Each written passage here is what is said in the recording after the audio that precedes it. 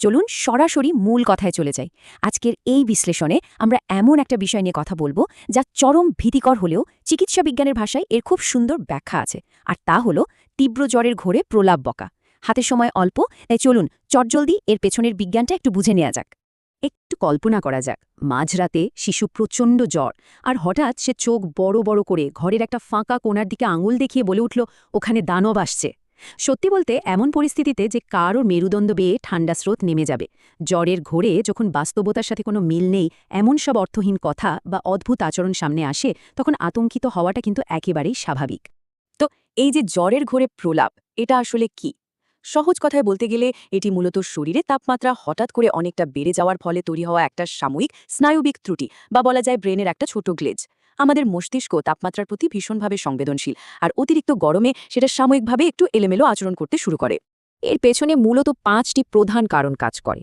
প্রথমত, মস্তিষ্কের তাপমাত্রা যখন 104 থেকে 105 ডিগ্রি ফারেনহাইটে পৌঁছে যায়, তখন এর ভেতরের সিগন্যালগুলো এলোমেলো হয়ে যায়। দ্বিতীয়ত, শিশুদের মস্তিষ্ক যেহেতু তখনও পুরোপুরি পরিণত নয়, তাই তারা এর শিকার হয় বেশি। এর সাথে যোগ হয় পানিশূন্যতা বা লবণের ঘাটতি, অতিরিক্ত ঘাম বা বমির কারণে এটা হতে পারে।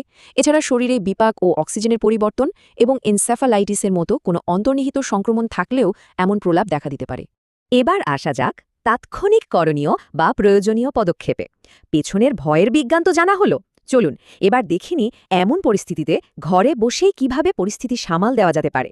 পরিস্থিতি সামাল দেওয়ার জন্য এই কয়েকটি ধাপ মনে রাখা একেবারে বাধ্যতামূলক। ১. চিকিৎসকের পরামর্শ অনুযায়ী দ্রুত জ্বর কমানোর ওষুধ দিতে হবে। ২. ঠান্ডা পানিতে ভেজানো স্পঞ্জ বা নরম কাপড় দিয়ে শরীর ভালো করে মুছে দিতে হবে। ৩. তরল খাবার বা স্যালাইন দিয়ে শরীরে লবণ পানির ভারসাম্যটা দ্রুত ফিরিয়ে আনতে হবে। আর সবচেয়ে জরুরি বিষয় হলো, রোগীকে কোনোভাবেই ভয় দেখানো যাবে না, বরং একদম শান্ত স্বরে তাকে বারবার আশ্বাস দিতে হবে যে ভয়ের কিছু নেই। তবে হ্যাঁ, এখানে সবচেয়ে গুরুত্বপূর্ণ বিষয়টা হলো বিপদ সংকেত বা রেড ফ্ল্যাগগুলো চিনে রাখা। প্রলাপ যদি অনেকক্ষণ ধরে চলতে থাকে, রোগীর ঘাড় শক্ত হয়ে আসে বা আলোর দিকে তাকাতে সমস্যা হয়, বারবার খিঁচুনি হতে থাকে, রোগী অজ্ঞান হয়ে যায় বা মাত্রাতিরিক্ত চোখ পিটপিট করে এবং জ্বর কমার পরেও যদি বিভ্রান্তি বা অসংলগ্নতা না কাটে, তাহলে কোনোভাবেই দেরি করা যাবে না। এগুলো দেখা মাত্রই দ্রুত চিকিৎসকের কাছে যাওয়াটা সম্পূর্ণ অপরিহার্য। স্বস্তির বিষয় হল, সাধারণত জ্বরটা কমে যাওয়ার সাথে সাথেই প্রলাপের এই ভীতিকর পর্বটাও নিজে থেকেই কেটে যায়, তাই অযথা আতঙ্কিত হওয়ার কোনোই কারণ নেই।